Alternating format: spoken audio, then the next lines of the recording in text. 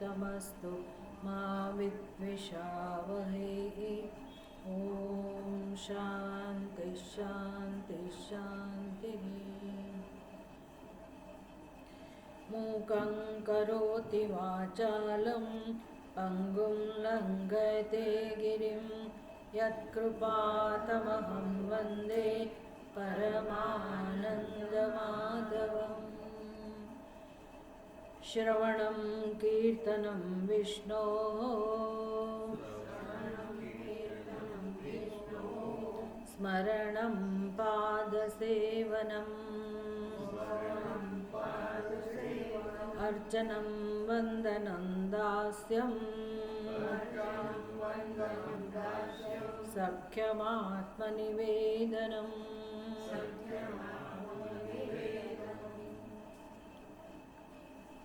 श्रवणं कीर्तनं विष्णोः स्मरणं पादसेवनम् अर्चनं वंदनं दास्यं सख्यम आत्मनिवेदनम। नवधा भक्ति नव प्रकारनी नव प्रकारे परमात्मा साथे कोईक रीते पोताना मनने चित्तने जोड़वू अने ए प्रकारे जे साध्य भक्ति छे एना माटे आपणे जीवनमां प्रयत्नशील रहेवुं।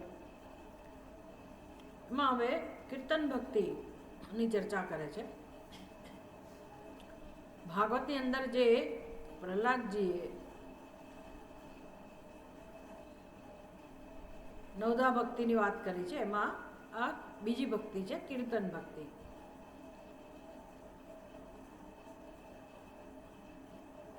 भले 9 प्रकारनी भक्ति होय पण 9 प्रकारमां सिद्धांत तो एक ज छे अने ए सिद्धांत एटले આપણને ખબર છે, આપણે ગીતાનું ભગવદ્ ગીતાનું અધ્યયન કરતા હોવાથી આપણને એ મુખ્ય સિદ્ધાંતની ખબર છે કે ભક્તિ પણ શું કરે છે. તો કે જ્ઞાનમાં જે સિદ્ધાંત છે, સિદ્ધાંત એટલે સત્ય. કોઈ એવો સિદ્ધાંત કોઈ આમ બનાવ્યો હોય અને તમે અમારા સિદ્ધાંતને અનુસરો એવી વાત નથી. જે સત્ય છે એ આપણને શાસ્ત્ર દ્વારા સમજાવવામાં આવતું હોય કે ભાઈ જીવનનો મૂળભૂત उकेल समस्यानो उकेल जीवनનું મૂળભૂત સત્ય એ પરમાત્મા જ જો હોય તો પછી આપણી બુદ્ધિમાં જે પણ ખ્યાલ હોય પરમાત્મા સિવાયનો ખ્યાલ હોય તો એ યોગ્ય નથી, એ અજ્ઞાન છે અને એ અજ્ઞાનને કારણે જ આપણને જીવત્વનો અનુભવ થાય છે. અને એ જીવત્વ જો સત્ય હોય તો પછી આપણું દુઃખ આપણે દૂર ના કરી શકીએ. જીવત્વ સત્ય હોય તો જીવત્વ એટલે દુઃખ, જીવત્વ એટલે પરવશતા, જીવત્વ એટલે અલ્પતાનો અનુભવ, દુઃખનો અનુભવ, બંધનનો અનુભવ.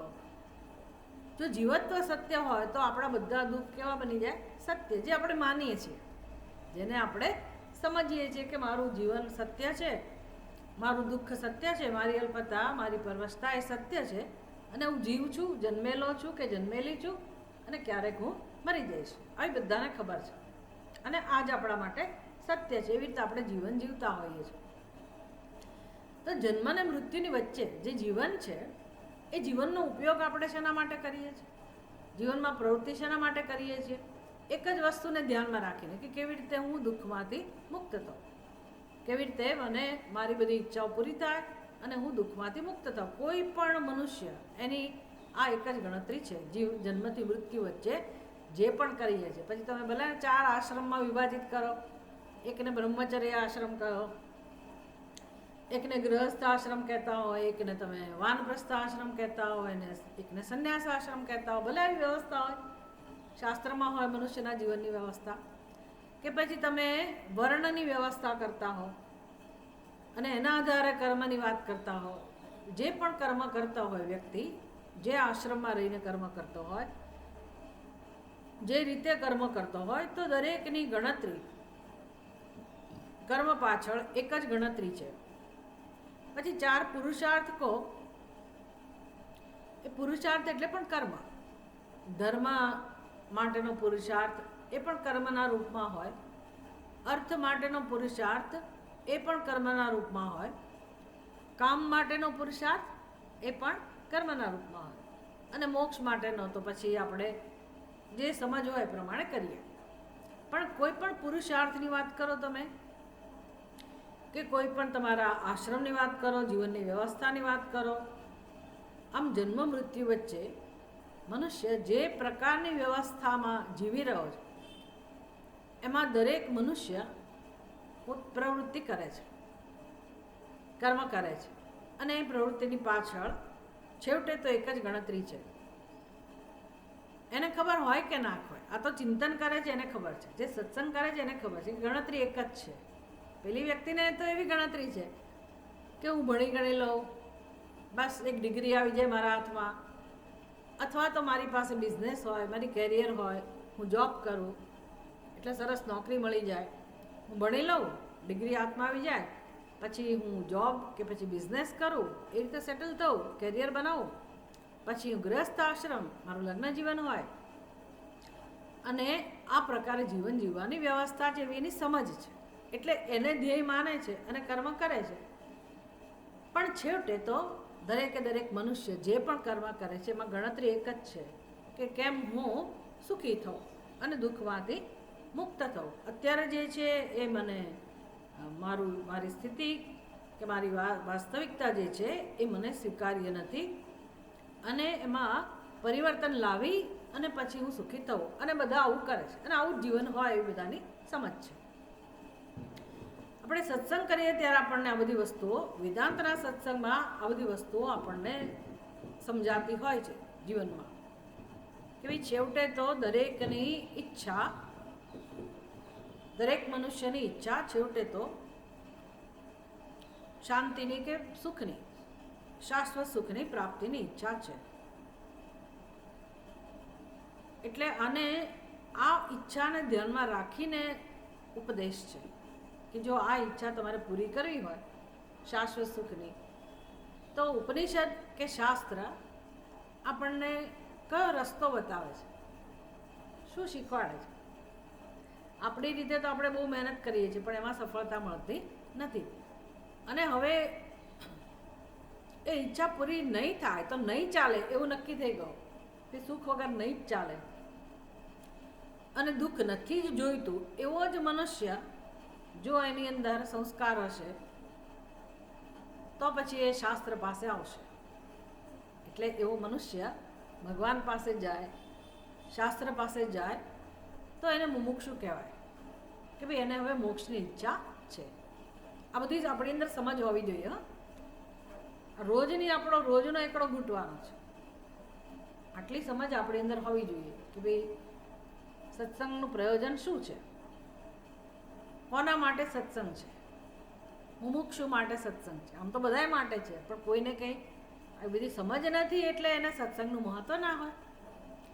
તો સત્સંગનો સિદ્ધાંત કે તમે કહો, શાસ્ત્રનો સિદ્ધાંત એ કઈ રીતે કામ કરે છે, સત્સંગ કઈ રીતે કામ કરે છે, તો કે શાસ્ત્ર કઈ રીતે સમજ આપે છે, કઈ વસ્તુને ધ્યાનમાં રાખીને, કે આપણી ઈચ્છાને ધ્યાનમાં રાખીને શાસ્ત્ર આપણને સમજ આપે છે કે જો તમારે આ નિત્ય સુખ જોઈતું હોય, શાશ્વત સુખ જોઈતું હોય તો એ આત્માનો જ સ્વભાવ છે, એટલે કે સિદ્ધ જ છે.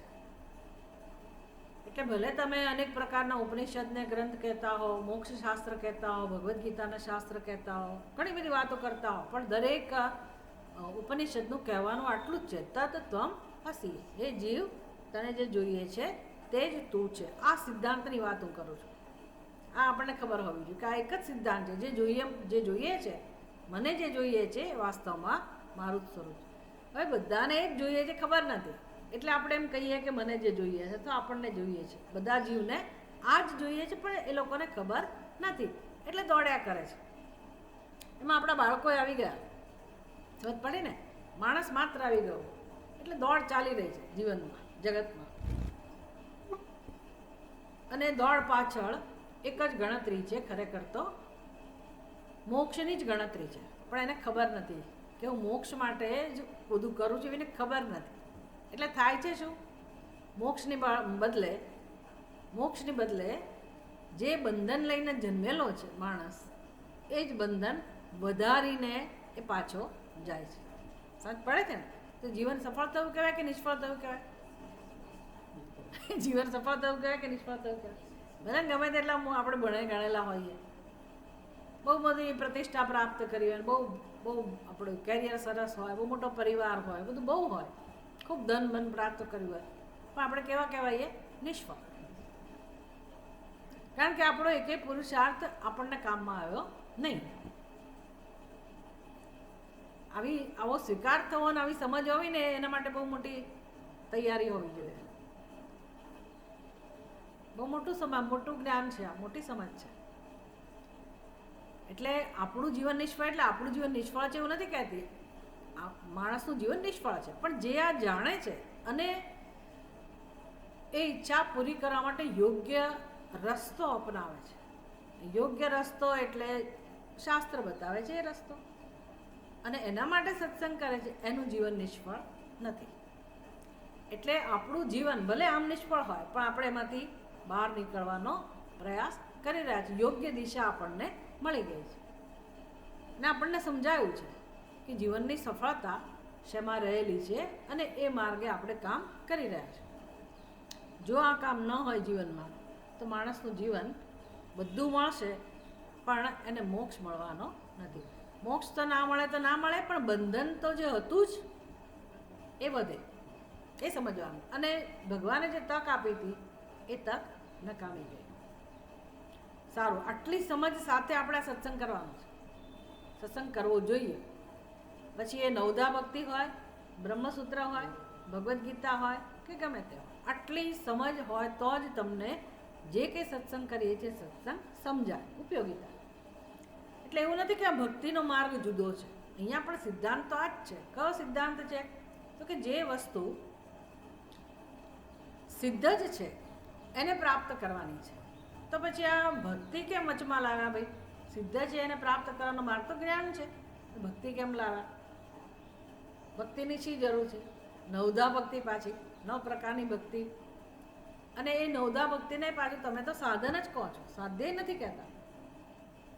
એટલે સારું છે, સાધ્ય નથી કહેતા નવધા ભક્તિને. નહીંતર આપણે તો એ કરવામાં જ મચ્યા પડીએ, લાગેલા રહીએ કે ભાઈ ભક્તિ કરો, એનાથી મોક્ષ મળી જશે, બસ આટલું કરો એટલે પર્યાપ્ત છે.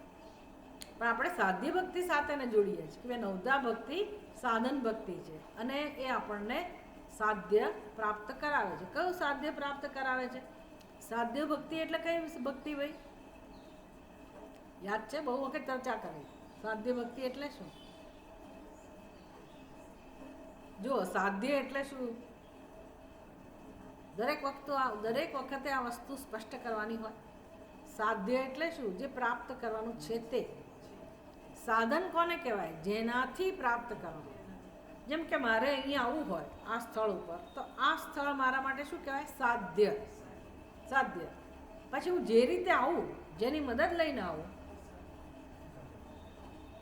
એને શું કહેવાય? સાધન. એ સાધન મળ્યું, આપણે એવું કહીએ છીએ ને, સાધન મળ્યું. તો સાધન શેના માટે હોય? સાધન પોતે સાધ્ય નથી, એ સાધનનો ઉપયોગ કરીને આપણે સાધ્ય સુધી પહોંચવાનું હોય છે. તો આ ભક્તિ, નવધા ભક્તિને સાધન કહે છે. તો એનો અર્થ એ થયો કે નવધા ભક્તિ દ્વારા મારે ક્યાંક બીજે પહોંચવાનું છે. જ્યાં પહોંચવાનું છે એને શું કહેવાય? સાધ્ય ભક્તિ. સાધ્ય ભક્તિ. તો એ સાધ્ય ભક્તિ કઈ? એ તો તમે કહો, મેં બહુ વાર ચર્ચા કરી. સાધ્ય ભક્તિની બહુ વાર ચર્ચા થઈ.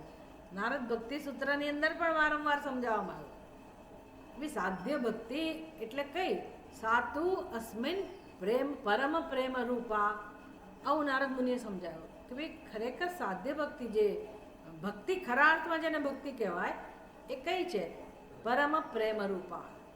જ્યાં પરમ પ્રેમ છે, પ્રેમ સિવાય કશું નથી. પ્રેમ લક્ષણા ભક્તિ. કોના માટેનો પ્રેમ? પરમાત્મા માટેનો. પરમાત્મા માટેનો પ્રેમ જ્યારે પ્રગટ થાય પૂર્ણ માત્રામાં, એટલે કે આપણું સ્થાન જ ના હોય, પરમાત્માનું જ સત્ય હોય આપણી બુદ્ધિમાં, અને મહત્વ પણ પરમાત્માનું હોય, અને પરમાત્મા જ ધ્યેય હોય. પણ એ પરમાત્મા ધ્યેય ક્યારે બને? મને એના માટે પ્રેમ હોય તો. ઉપનિષદ આવું જુદી જુદી રીતે સમજાવે.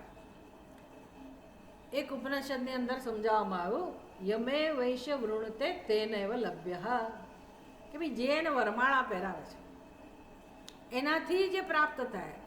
કોની વાત છે આ? પરમાત્માની. જે જીવ પરમાત્માને પસંદ કરે છે, વરમાળા પહેરાવે છે એટલે શું? પસંદ કરે છે. જે જીવ પરમાત્માને જ પસંદ કરે છે, એટલે બીજું બધું નથી જેના જીવનમાં હોય, બધું હોય પણ એ ગૌણ હોય. મુખ્ય કોણ હોય? પરમાત્મા. એ જીવને જ પરમાત્મા પ્રાપ્ત થાય છે. ઉપનિષદ આવી રીતે કહે છે. બસ ભક્તિમાં પણ આ જ નિયમ લાગુ પડે છે. એટલે તમે થોડાક કલાક સવારે ભક્તિ કરી લીધી, બાકી તમે તમારો સંસાર કે તમારો ધંધો છે એમાં રચેલા પચેલા રહો, તો એને સાધ્ય ભક્તિ કહેવાતી નથી.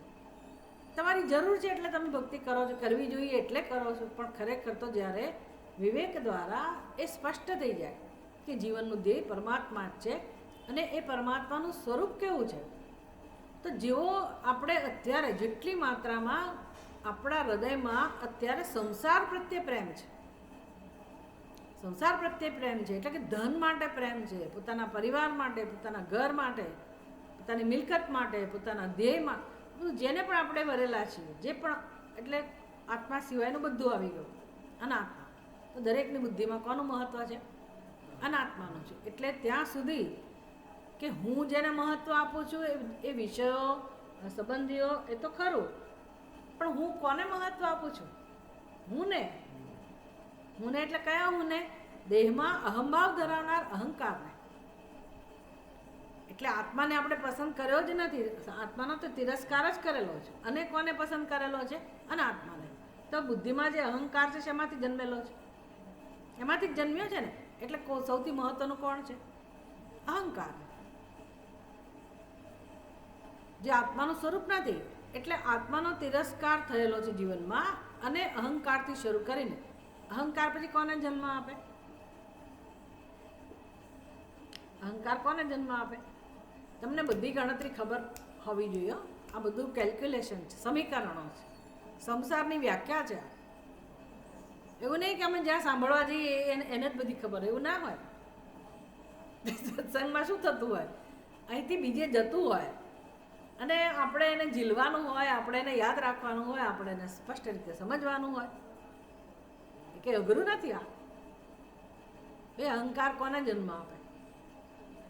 આપણે એકલા અહંકારને સમર્પિત થઈને નથી રહેતા. પછી આપણા જીવનમાં કોને પ્રવેશ છે? હું, પછી બીજું કોણ મહત્વનું છે? હું અને મારું. ખરું ને? મારું ના કહું ત્યાં સુધી હું ટકી શકે નહીં. એટલે અહંકારમાંથી કોનો જન્મ થાય? મમત્વનો. મમત્વ. અહંકાર એકલો ના રહી શકે, અને મારું કરવા જોઈએ. એટલે શરીરને તો મારું કે, પછી એના દ્વારા સંબંધિત જે વ્યક્તિઓ હોય એને મારા કહેવા પડે. પોતાના કોઈ ના હોય તો બીજાને મારા બનાવવા પડે. જે અનુકૂળ હોય એને મારા બનાવવા પડે. પછી વિષયો હોય, પૈસા હોય તો એને મારું કરવું પડે. આવી જરૂર કોને હોય? અહંકાર. અહંકાર આ સંસારનું સ્વરૂપ છે. આપણે આવું કરવાનું જ છે, એવું ના માનતા કે એના વગર રહી શકાય. એ પાયો છે, પણ એનો જન્મ શેમાંથી થયો છે? અથવા તો આને શું કહેવાય એ ખબર હોવી જોઈએ. આ આપણું જીવન ભલે હોય, પણ આ મારું સત્ય નથી. આને જ સંસાર કહેવાય. એટલે આ ઘર સંસાર નથી, સમજ પડે ને? આ ઘરે સંસાર નથી. પંચ મહાભૂતમાંથી બનેલું આ ઘરે સંસાર નથી, કે આ ઘરે સંસાર નથી, કે કોઈ મિલકત કે ધન સંપત્તિ કે સ્વજનો, એમાંનું કશું સંસાર નથી. સંસાર શું નક્કી થયો? મારી બુદ્ધિમાં એક અહમ, અને પછી એમાંથી જન્મેલો મમ. અહમ અને મમ, હું અને મારું, આ સંસાર છે. એ સમજવાનું. આવા સંસારને આપણે મહત્વ આપેલું છે, એને પ્રેમ કરીએ છીએ, એને જ સમર્પિત છીએ, અને આપણું જીવન પૂરું થઈ જાય છે. સમજ પડે ને? આમાં જીવન આપણું પૂરું થઈ જાય છે. આવું કેમ હશે? આવું કેમ છે? ખબર નથી ક્યાં સુધી આવું કહેવાનું? બીજા બધા મનુષ્યો એમ કે ખબર નથી, બરાબર છે. સત્સંગ કરનાર વ્યક્તિ એમ કે ખબર નથી. તમારો જવાબ બરાબર છે, ખબર નથી. એટલે વાત હું તમને સમજાવું છું કે સત્સંગ કરનાર વ્યક્તિને તો ખબર છે જ, પડે ને? તો ખબર છે જ કે મારે આમાંથી મુક્ત થવું જોઈએ. ભલે મારું જીવન આવું હોય પણ મારે કામ એક જ કરવાનું છે કે આ જેને પસંદ કરેલું છે એમાંથી અમારે કોને પસંદ કરવાનો છે? આત્માને, જે ખરેખર પરમાત્મા સ્વરૂપ છે એનો મેં તિરસ્કાર કરેલો છે. તો પરમાત્માની પસંદગી જીવનમાં જ્યાં સુધી નહીં થાય, પરમાત્મા તો જાણવાની વસ્તુ છે પણ જાણીએ ક્યારે? માની લો કે અત્યારે આપણા માટે પરમાત્મા પ્રાપ્ત કરવાની વસ્તુ છે, પણ ક્યારે પ્રાપ્ત કરીએ? જ્યારે એને પ્રાપ્ત કરવાનો નિશ્ચય થાય. જ્યારે પહેલાં તો મારી બુદ્ધિમાં એને પ્રાપ્ત કરવાનો નિશ્ચય થાય. નિશ્ચય ક્યારે થાય? એનું મહત્ત્વ સમજાય ત્યારે કે ભાઈ એ જ મારું સ્વરૂપ છે, એ જ સત્ય છે, એને પ્રાપ્ત કરવાથી જ મારું કલ્યાણ થવાનું છે, મને દુઃખમાંથી છુટકારો મળવાનો છે. હવે વેદાંત શાસ્ત્ર તો કહે છે કે તત્વમસી, તું તે જ છે, પણ એ તો કે હજી આપણે એમાં એ કામ કરી શકીએ એવી સ્થિતિમાં નથી. કરી રહ્યા છે પણ આપણા માટે અઘરું છે. તો ભક્તિ સિદ્ધાંત શું શીખવાડે છે? ભક્તિ સિદ્ધાંત કહે છે કે ભાઈ તમારા હૃદયમાં જે પ્રેમ છે ને એ પ્રેમ સાથે તમે કામ લો. બુદ્ધિમાં તો સ્વરૂપને જ્યારે જાણો ત્યારે, પણ તમે કોને સમર્પિત છો? પ્રેમ એટલે શું? સમર્પિત. અત્યારે કોને સમર્પિત છો? તો કે અનાત્માને. અનાત્માને સમર્પિત છે ને, જેમાં આપણા શરીરથી શરૂ કરી અને જગતના વિષયો, વ્યક્તિઓ બધું આવી ગયું, હું અને મારું, એને આપણે સમર્પિત છીએ, અર્થાત એને પ્રેમ કરીએ છીએ. એટલે પ્રેમ કોને કહેવાય એ પણ ખબર છે.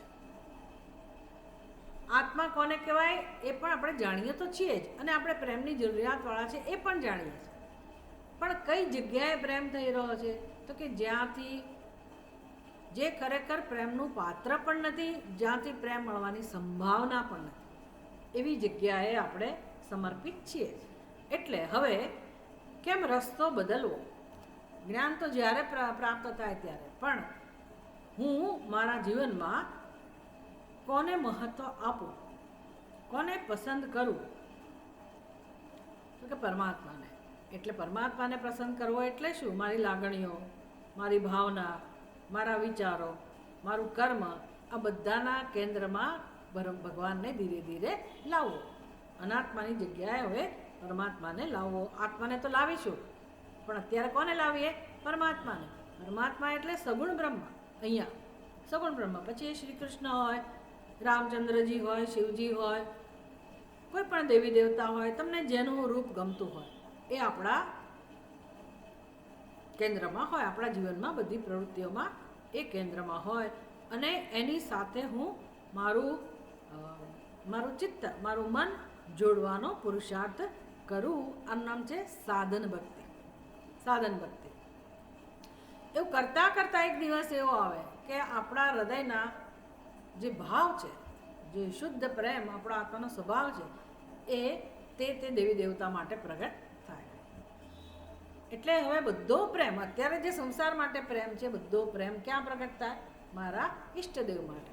એને કહેવાય સાધ્ય ભક્તિ. પડે ને સાધ્ય ભક્તિ. ધીરે ધીરે થાય, એકાએક ના થાય, ધીરે ધીરે થાય, પણ થાય ખરું. ક્યારે થાય?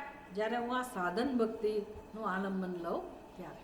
એટલે સાધન ભક્તિમાં પછી એની રીત હોય કે તમે અમુક પ્રકારનું આલંબન લો, તમે અમુક પ્રકારનું કર્મ કરો, તમારા વ્યક્તિત્વને અનુરૂપ તમે તે રીતે ભગવાન સાથે કોઈક રીતે જોડાવાનો પ્રયાસ કરો. તો એમાં તમારે જે પ્રકારનો સંબંધ તમારા જીવનમાં ભગવાન સાથે તમે બાંધવા માગતા હોય એ પ્રકારનો સંબંધ ભગવાન સાથે સ્થાપિત કરો, અને એને અનુરૂપ તમે તમારા કર્મો કરો. એટલે આપણે ત્યાં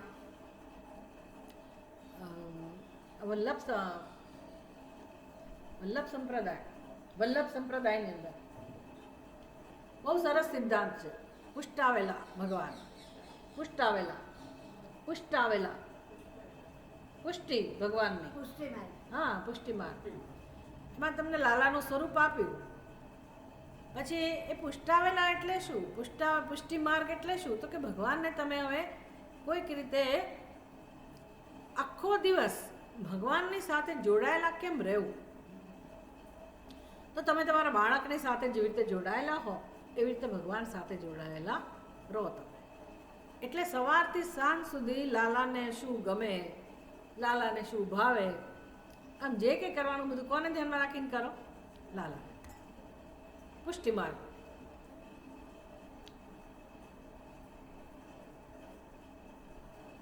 હમણાં દહેરાદૂનમાં કે કોઈ જગ્યાએ કોઈ કંઈક ઘટના બની, તો એમાં એ આખું ફેમિલી, આખું કુટુંબ, એમણે કૃષ્ણ ભગવાનને ઘરના મુખિયા બનાવેલા, વડીલ. કે કૃષ્ણ ભગવાન એમના ઈષ્ટ દેવતા છે, બધા પૂજા કરે, બધું કરે, પણ મુખ્ય એમના જે વડીલ હોય એ કોણ? તો કે કૃષ્ણ ભગવાન. એટલે બધું ભગવાનને કહેવામાં આવે કે ભગવાન આજે અમે અહીંયા જઈએ છીએ, આજે આ ખરીદી કરવાની છે, આજે આ રસોઈ બનાવવાની છે, જે પણ તમે નવો ધંધો, નવું જે પણ પ્રવૃત્તિ કરો એ બધું ભગવાનની આજ્ઞા લઈને થાય, એમને જણાવવામાં આવે.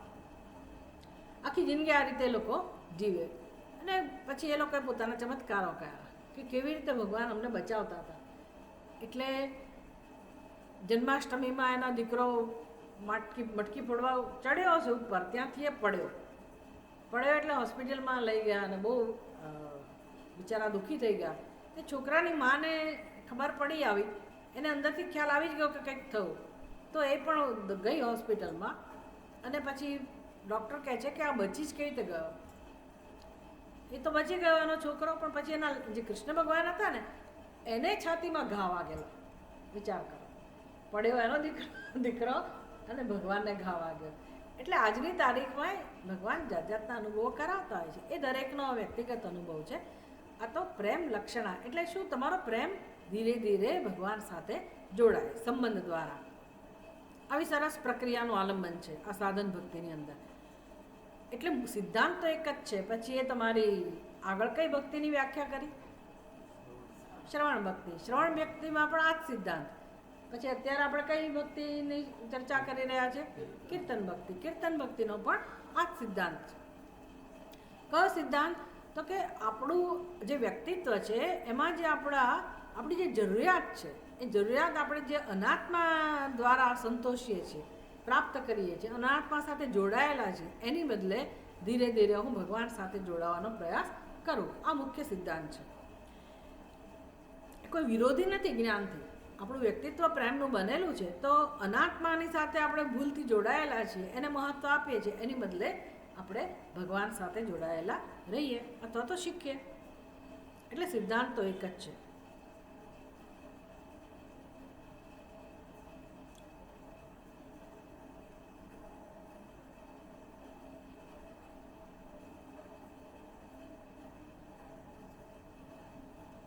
કીર્તન ભક્તિની અંદર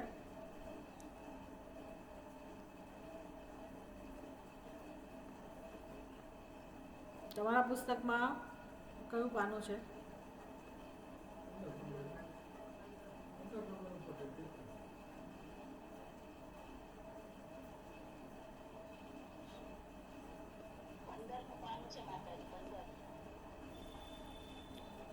મારી પાસે જે છે પુસ્તક એમાં 12મું પાનું છે. હા, કંઈ વાંધો નહીં. ચલો, તમારી પાસે જે છે એમાં 15મું પાનું.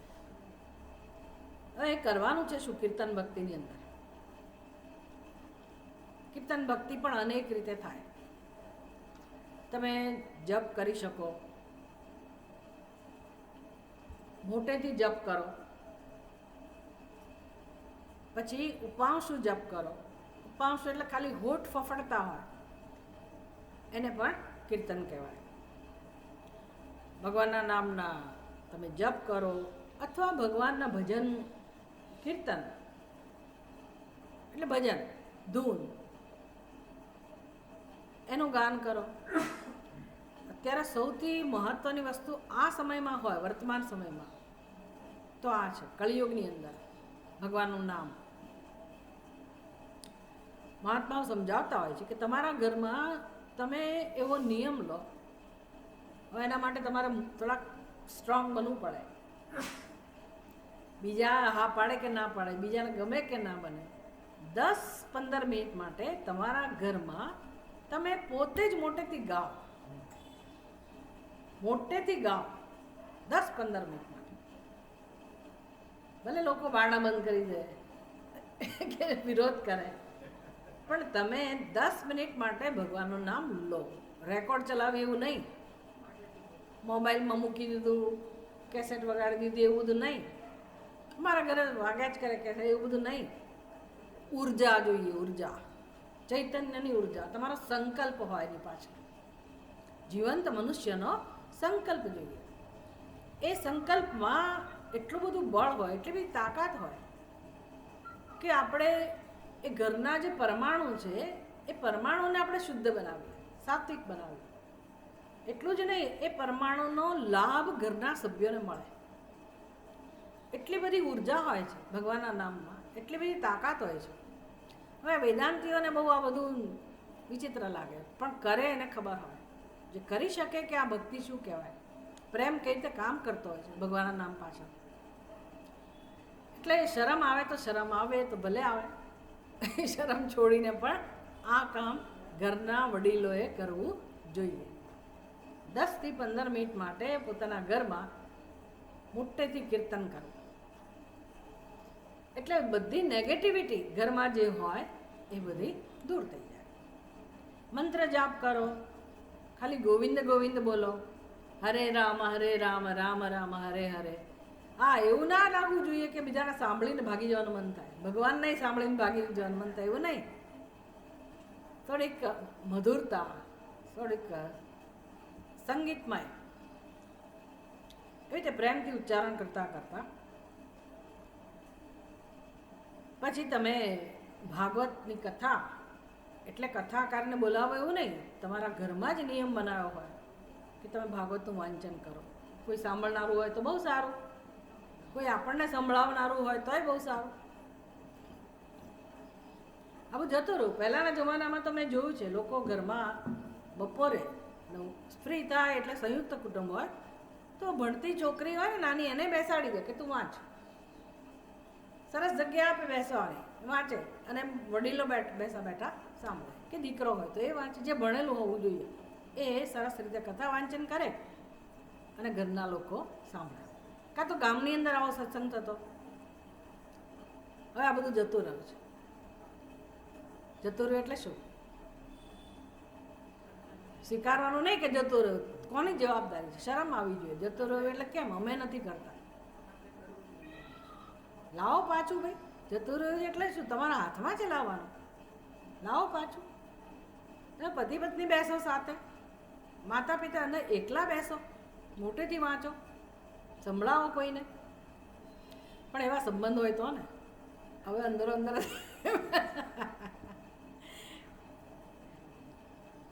એના માટે કંઈક થોડુંક તો જોઈએ ને, અંદર અંદર કંઈક તો બંધન જોઈએ, એકબીજા સાથે કંઈક તો લાગણી જોઈએ.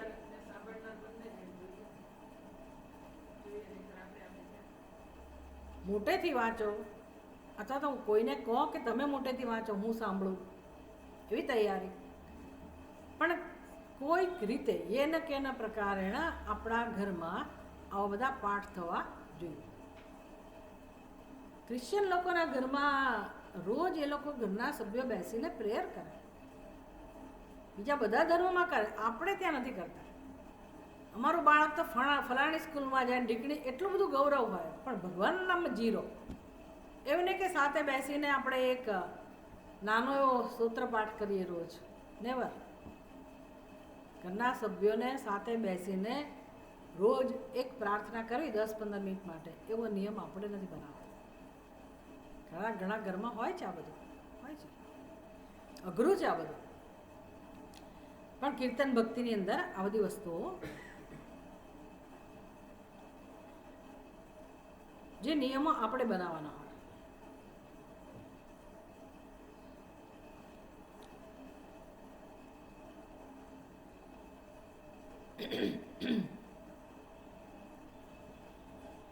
નહીંતર પછી મોબાઈલ તો છે જ. મોબાઈલ તો છે જ. એટલે શું? જાત જાતના રીલ જોવા માટે નહીં. આનું ચાલુ નથી કર્યું, લેપટોપ ચાલુ નથી કર્યું એનું.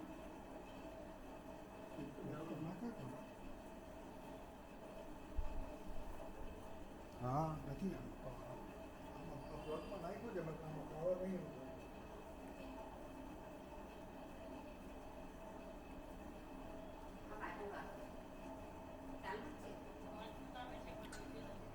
એવું નથી. આમાં અહીંયા ચાલુ થાય, પણ અહીંયા કનેક્શન ક્યાંક કોઈ જગ્યાએ કોન્ટેક્ટ લૂઝ હોય છે ને, તો અહીંયા નથી આવતું.